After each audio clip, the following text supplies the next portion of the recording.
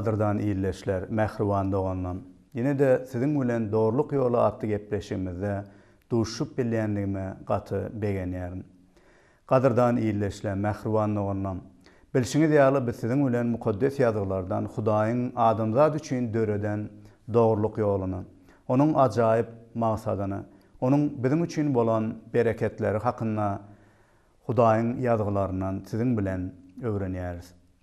Geçen bir näçe gepleşiklerimizde biz Hudaýyň mukaddes ýazgylaryndan nädip adamzatyň durmuşyna, käbir zatlaryň, yalan hudaýlaryň derejesine, butlar hökmüne adamyň durmuşyna eýeleýändigini we durmuşynyň maksady bolup Hudaýyň tutmaly ornuny alýandygyny we şol ýagdaýlardan Hudaýyň nädip bize çykalga berişi hakynda sizin bilen öwrenip geçdik.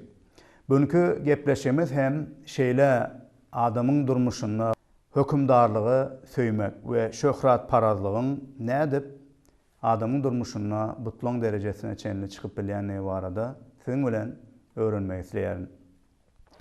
Hökümdarlygy söýmek diýilende näme düşünilýär? Beýle adamlara, beýle ýagdaýlara biz duş ýelýärismi diýen sorak ýüze çykýar. Bilşiňiz ýaly beýle adamlary nädip tanap bolýar? Beýle adamlar hemişe özüniň dogrulygyny, özüniň tekebbirligi bilen, menmenligi bilen we el astyndaky adamlara olary nädip olar bilen gatnaşyklaryna biz görüp bilýäris. Mysal üçin hökümdarlygy söýýän ýa-da şol hökümdarlyk edip öz el astyndakylar dolandyrýan adamy maşgylada da görüp bolýar. Şeýle adamlara käwagt atalar şeýle hereket edýärler. Şeýle özüniň höküm sürmegini öte gowy görmek netijesinde ol adamlar öz çağılaryna gaty ýowuz hereket edýärler. Ýagny çağılarynyň pikirlerini diňlänek ýa-da çağılary bir nähiller kemçilik göýberenlerine ýa-da aýaly bir nähiller olaryň aýdanyny ýerine ýetirmänine ýa-da olaryň islegi bilen hereket etmänlerine onda gaty gahar bilen şolara elbetlik edip, hapa sözler aýdyp özüniň ol öýde hökümdarlygyny hemişe ýatladyp durýarlar. Hatda köp ýagdaýlarda zorluk ulanyp çağılaryna, aýalyna eziyet berýän atalar hem bar. Şeýle maşgalalar görenimizde biz şol adamyň hökümdarlygy söýýänligini, diňe özü barada pikir edýänligini we tekebbirlik netijesinde şo zatlar edýänligini görüp bolýar. Bu ýagdaýlar elbetde iş ýerlerinde hem görse bolýar. Şeýle başlyk derejesine çykan adamlar eger hökümdarlygy söýýän bolsa, olar üçin şol hökümdarlyk adamlaryň üstünden höküm sürmek, häkimetiň özü durmuşynyň esasy bolýan bolsa, onda ol adam özünden aşagdakylara hormat goýanak, özünden aşagdaky işçilere eziyet berýär ýa-da hapa söz aýdýar. Olaryň kiçijik bir kemçiliklerini hem bagyşlap bilenek. Şolaryň netijesinde belki işten kowup goýberýän ýagdaýlaryny hem görse bolýar. Bu ýagdaý ähli jemgyýetiň türlü derejelerine adamlaryň durmuşyna bar bolan ýagdaý. Alaytada biziň günlerimizde şu günler şeýle häkimete olan ymtylyş, şol adamlaryň üstünden höküm sürmege bolan şol hökümdarlyga yetmek islegi, hyjywy hassa köpelen diýip aýtsa hem bolýar. Şeýle ýagdaýyň adamlaryň durmuşyna hökümdarlygy söýmek, şöhrat parazlyk näme üçin beýik derejede adamlaryň durmuşyny eýeleýär? Näme üçin köp adamlaryň durmuşy şeýle arzuwlar bilen, şol islegler bilen dolu?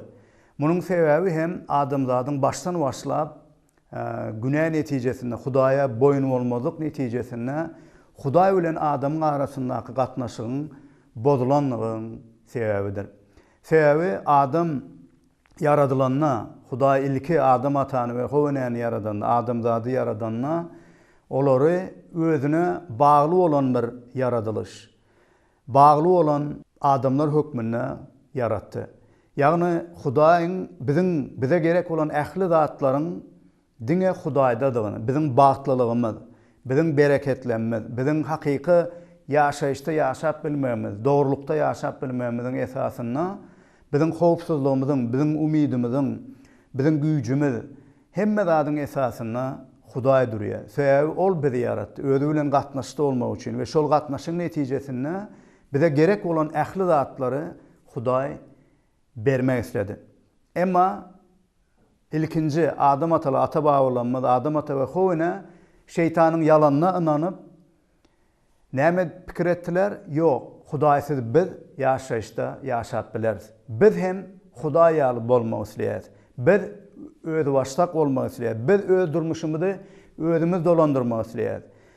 Olar Hudaýyň bütün dünýäniň, älim jahanyň yaradylan ähli zadyň üstünden höküm sürýän ýeketek padşalygyny ret etdiler.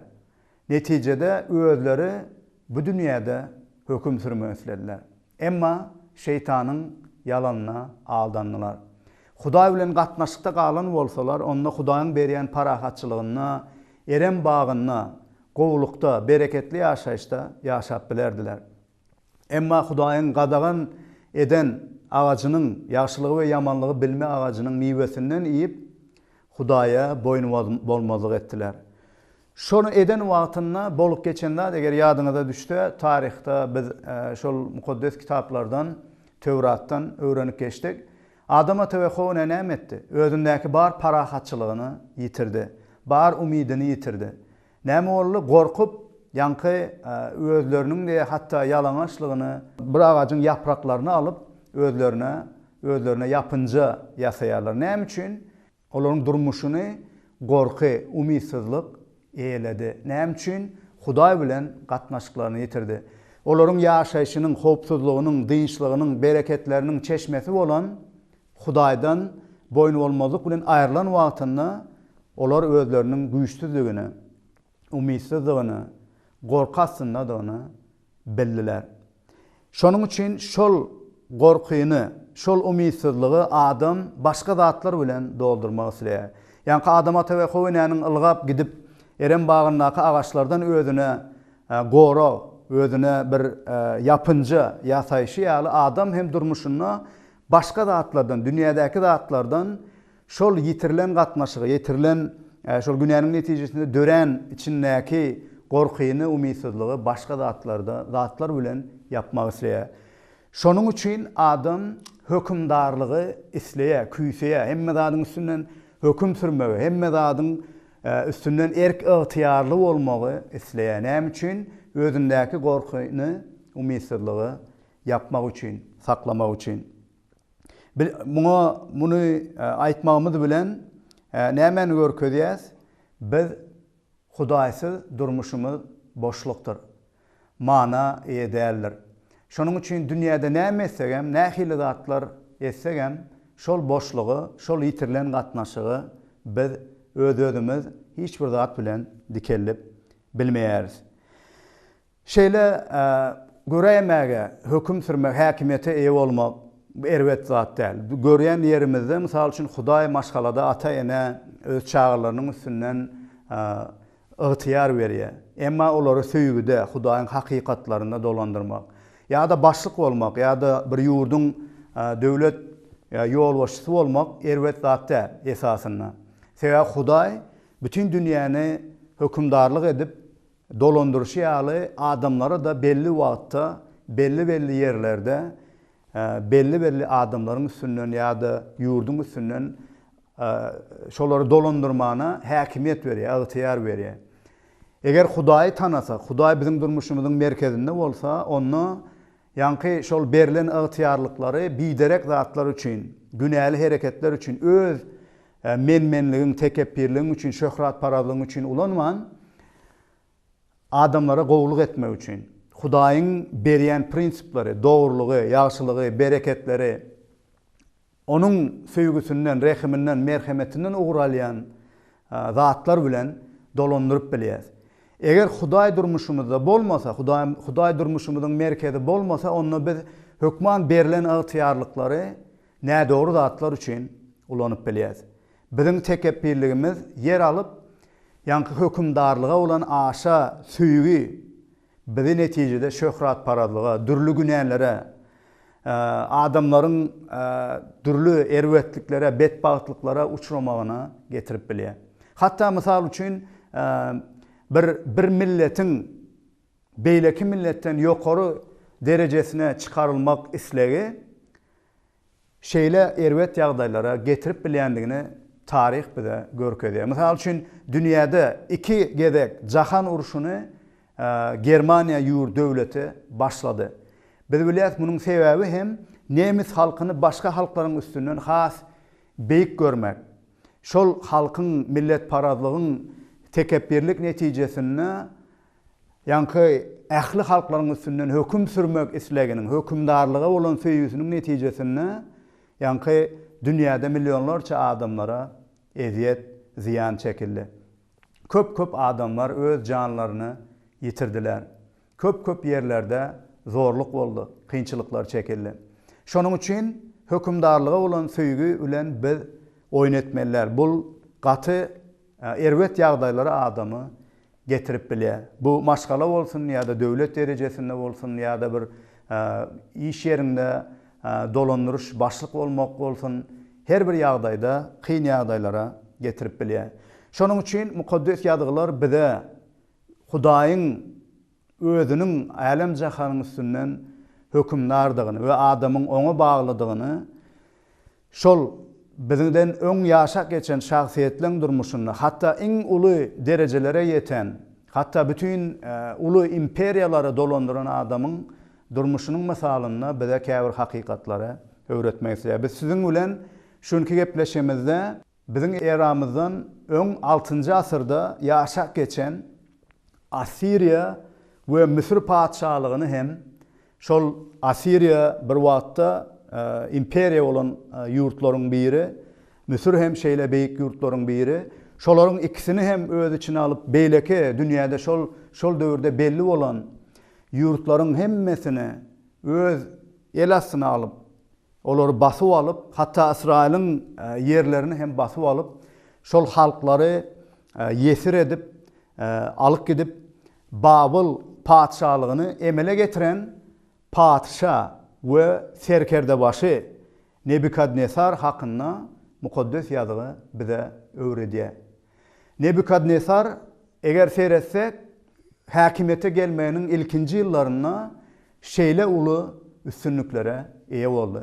Uly bir imperiýany döredip belli we şonu dolandyrýardy. Güýç kuwwata, şöhrada, hökümdarlyga şo wagt eýedi. Emma onuň durmuşyna şeýle beýik derejeye ýeten bolsa da howsalalyk bardy. Näme üçin üncü bardy, alada bardy. Bu arada Daniel kitabynyň 2-nji babyna şeýle sözler bar. Onuň sebäbi hem Nebukadnesar bir düýüş görýär. Bu hakynda ýazygy şeýle diýär. Nebukadnesar özüniň padşahlygynyň 2-nji ýylynda bir düýüş gördü. Muňa onuň ýüregi howsala düşüp uýkusy gaçdy.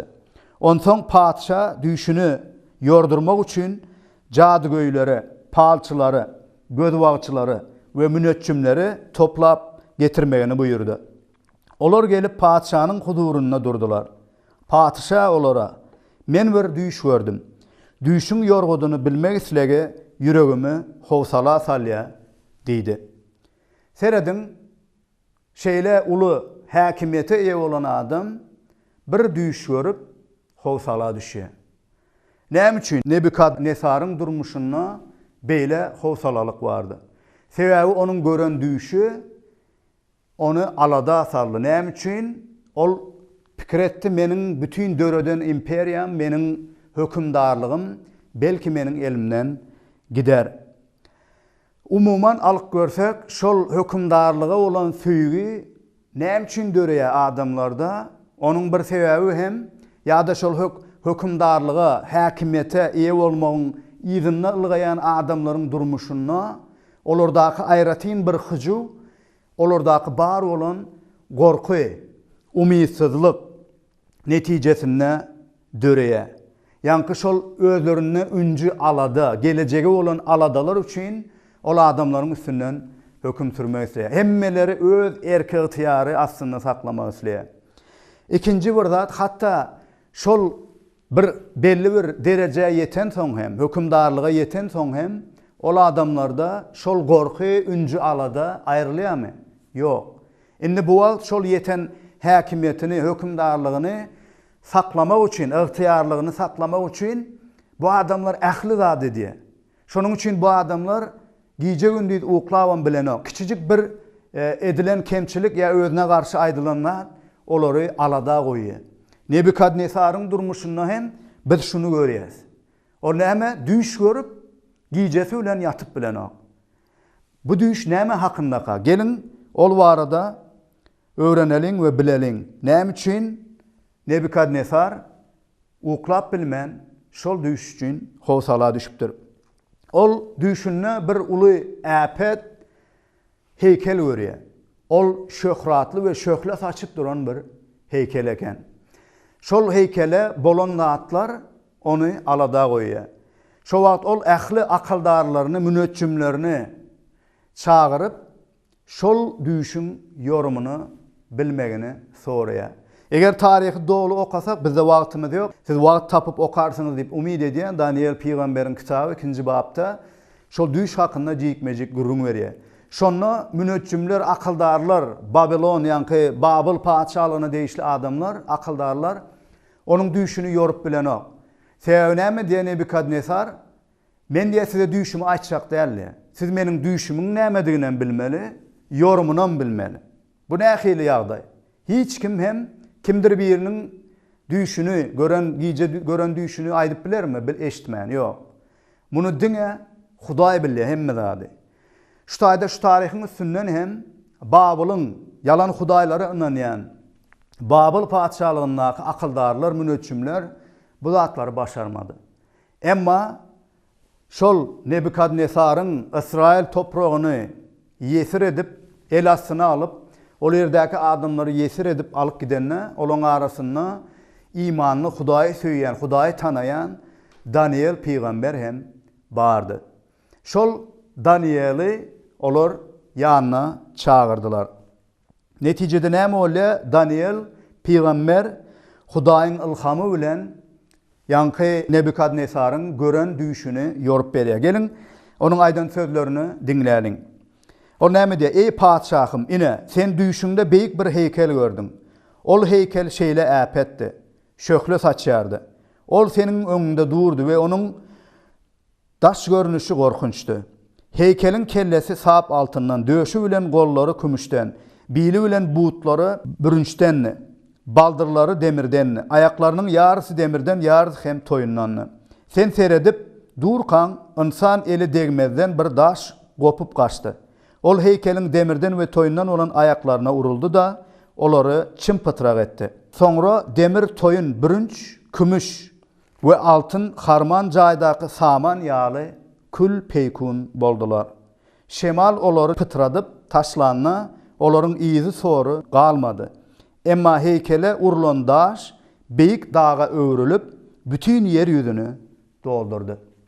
Soň ýanky gören düşüni aýdyp bermek bilen çäklenmän şol düşüň yorumuny aýdy. Terediň şu taýda Hudaý Nebukadnesara nämeleriň boljaklygyny aýdyp geçýär. Görülen düş ine şudur. İnni bolsa biz onu paça yorup bereli. Ey sizin aly hezretiniz, siz şahlaryň şahysysyňyz. Gögün Hudaý sana şahlyk, güç, gudrat we şöhrat berdi. Ähli ýerde ýaşaýan insanlary, ýawany haýwanlary, gökdäki kuşlary seniň ygtyýaryna tapşyrdy. Olaryň hemmesiniň üstünden seni hökümdar goýdy. Sap altından bolan kelle bu sensin. Seniň paçalygyňdan soňra seninkiden pes bolan başga bir paçalyk geler. Soňra tutuş yer ýüzünde hökümdarlyk etjek üçüncü bir birinç paçalyk geler. Dördüncü paçalyk demir ýaly güýçli bolar. Çünki demirin ähli zady mınjyradyşy ýaly ol hem bularyň hemmesini gyryp tükeder. Ayaklaryň we barmaklaryň ýarysynyň toyundan ýarysynyň bolsa demirdendigini gördüň.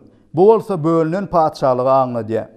Şol paçalaryň döwründe gökdäki Hudaý hiç wagt dargadylmajak, başka halkyň eline geçmejek bir paçalyk gurar. Bu paçalyk beýleki paçalyklaryň ählisini ýok edip olaryň soňuna çykar. özü bolsa ebedilik galar. Senin özüňün görşüň ýaly adam eli degmezden dağdan gopan daş, demri, bürünci, toyunu, kümüşü ve altını çımпытrak etdi. Bey Hudaý mundan soň nämeleriň boljakdygyny padşa aýan etdi.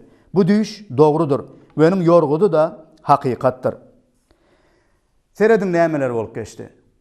Elbetde Nebukadnesar beýle düýüşi görse ol howsala düşjekdi. Sebäbi ulu äpet heykelini ol gören wagtynda näme diýdi? Bäh, şu heykel men, bu meniň beýikligimi, bu meniň ygtyýarymy, häkimiýetimi görkezýär. Onuň beýikligi hayran galdyrdy. Emma şeýle hayran galyp serede oturanna gökten bir daş toğalanyp yere düşüp ol heykeli yıkıp çımпытrak edýär. Ol bütün heykelden hiç zat galmaýar. Bu nämäni aňladýardy? Ýanky äpet, beýik ulu heykel bu bütün dünýädäki bar bolan padşalyklar. Hatta Nebukadnesar ýaly ulu imperiýalar we ondan soňky boljak padşalyklar, ygtyýarlyklar, ykdysady, medeni yetiljek beýik dereceler. Emma bularyň baryny Hudaý näme diýe? Çımпытrak etdi.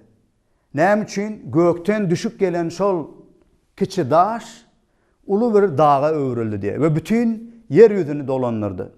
Yani Hudaýyň padşalygy emele geldi.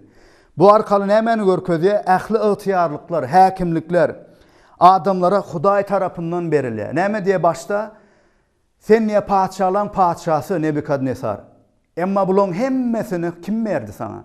Bulan hemmesini diye Hudaý berdi. Wagty gelende bolsa Hudaýyň bellen wagtyna olar alynar. Her bir adamdan wagty gelende hökümdarlyklar, häkimler aýrylar, häkimiýetlikler. Sebäbi Hudaýyň bellen wagtynda hemme zat bolup geçýär. Şonuň üçin bu nämäni görkezýär? Ähli zat wagty gelende ýok bolar. Emma Hudaýyň padşalygy başta maksat edişi ýaly Hudaýyň hemişe galjak padşalygy ähli adamlaryň arasynda gurular ve şol padşalyk baky galar ve onu hiç bir onu ýok edip bilmez. Ähli zat onun ygtyýarynda bolar. Nebukadnesar muňa düşündi. Şonuň üçin Daniel peýgamber oňa bu hakykatlary aýdanna näme diýdi? Nebukadnesar padşa yere yüzüň düşüp Daniel'e taqdim etdi. Padşa Daniel'e sen bu sırrı açıp bildin. Hakikattan da senin Hudaýyň, Hudaýlaryň Hudaýy, padşalaryň Tanrysy ve sırları ayan edicidir. Nebukadnesaryň bu edenleri onun kalbından çıkman diňe bu dilinden çıkýardy. Hatta şul hakikatlary ona ayan etse de bu diňe ol aňynda Hudaýyň şeýle beýikligi hakynda bilýärdi. Emma heniz ol öz durmuşunda Hudaýyň beýikligini gören okdy.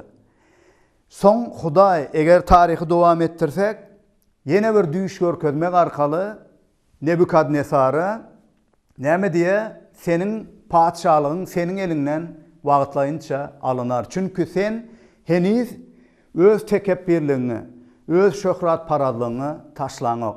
Heniz sen doly meniň ählidadyň üstünden höküm sürýändigimi bileňok. Şonuň üçin diýe senin elinden wagtlaýynça padşalygyň alınıp sen bir diýe aklından adaşan adam ýaly haýwanlar arasynda ot ip şolaň arasynda ýaşarsyň belli wagt içinde. Men seni şeýle beýik derejeňden aşak düşüren, pesellerin ve şonda sen meniň kimligimi bilersiň diye. Başga bir düýüş görkezip, onu hem Daniel peýgamber oňa düşündirýär. Ve haçanla Nebukadnesar özünüň salan beýik owadan şäherine seret nähili owadanlygy, uly şöhrata eýe bolan şäheri diye men gudraty güýçli bolan men saldım, men döretdim diýip aýdan wagtyna padşa köp wagtyň dowamynda öz ygtyýarlyklaryny ýitirip bir haýwanlar arasynda akla adaşan adam hökmünde ýaşaýar. Şo ýerde otyp şol ýeriň çyğyndan ýagýan ýagyşlardan ýuwunyp köp wagt ýaşaýar. We haçanla özünün hiç kimligini, ähli ıhtiyarın, beýikligin, häkimiýetin hemme zadyň özüne bar bolan zatlaryň Hudaýdan gelendigine düşünenne Hudaý onu öňkü derejesine çykarýar. Şu ýerde onuň aýdan sözleri bar. Seredin bellenen möhlet dolanna men Nebukadnesar gözlerimi göge diktim ve aklıma geldim. Men beýik Hudaýa alkyş aýtdym. Baky ýaşaýany şöhratlandyrdım, hormatladım. Onun hükümdarlığı ebedi hükümdarlıktır. Padişahlığı nesilden nesle devam eder. Dünyanın ähli ilatı hiç zat saylar. Göğün goşununu hem, yeryüzünün ilatını hem öz üslendi adını eder. Onun elini saklap, senin ediyenin näme diýjek hiç kim yoktur. Şol wagt men aklıma geldim. Padişahlığımın şöhrat üçün menin hormatum ve mertebem täzeden dikelli. Geňeşçilerim ve törelerim menin gol astyma dolanyp geldiler. Men yine de padişahlığıma gowuşdum. Şöhratıma yine de şöhrat koşuldu. Indi men Nebukadnesar, göğün padişasyny övgü bilen beýgellip hormatlaýaryn. Çünkü onun ähli işleri hakikat, yolları adalatdır. Tekebbirleri peseltmäge onun güýjü ýetýändir. Seredin nähili ajaýyp zatlar. Emma Nebukadnesar Hudaýyň beýikligini, Hudaýyň ähli zadyň üstünden ıhtiýarynyň bardygyny ve diňe Hudaý bilen bolan gatnaşykda Hudaýy övmekde, Hudaýyň beýikligine düşünüp onu şöhratlamakda manynyň, dolulugyň bardygyny, hakyky ýaşaýyşyň mazmunyna, manysyna eýe bolýandygyny Nebukadnesar öz durmuşynyň taryhyny bize aýan edýär. O näme diýär? Hudaý beýikdir. Hudaý ähli zadyň eýesidir. Hudaý bugünkü gün hem adamlara şol hakykaty bermekdir. Biz näçe hükümdarlygyň izinden ılgasak da ýa-da bütün dünýädäki bar olan şöhratlary özümizde kabul etsek de biziň kalbymyz dolmaz. Bizdäki gorky, geleceğe olan umytsizlik hiç haçan ayrılmaz. Şonuň üçin Hudaý bugünkü gün hem bize Nebukadnesara öwredişi ýaly hakykatlaryny öwretmekdir we özüne pes göwnülükde, tekebbirlik bilen onun bereketlerini ret etmän, olu bilen gatnaşygy dikeltmekligi ret etmän, onun bize İsa Mesih'te üpçün eden gutuluşyny, şol bozulan baştaky gatnaşygyň täzeden dikeltmek üçin Hudaý İsa Mesih'te bize yol açdy.